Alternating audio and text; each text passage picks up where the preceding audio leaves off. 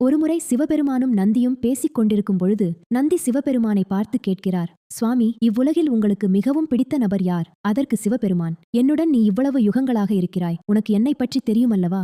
நீயே எனக்கு யாரை பிடிக்கும் என்று கூறு என்கிறார். நந்தி கவனமாக யோசித்து, வேறு யார், பார்வதி தேவிதானே மகாதேவா என்றார். சிவபெருமான் சிரித்துக்கொண்டே இல்லை என்கிறார்.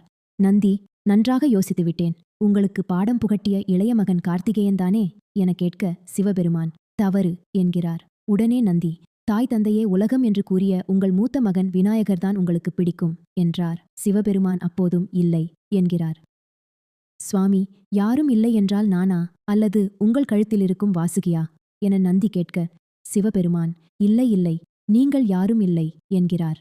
நந்தி, பரமேஸ்வரா, நீங்களே கூறிவிடுங்கள் என வேண்டுகிறார். அதற்கு சிவபெருமான், துன்பத்திலும் இன்பத்திலும் அனுதினமும் என்னையே நினைத்து வாழும் என் பக்தர்கள்தான் என் உலகம், அவர்களே எனக்கு மிகவும் பிடிக்கும் என்றார்.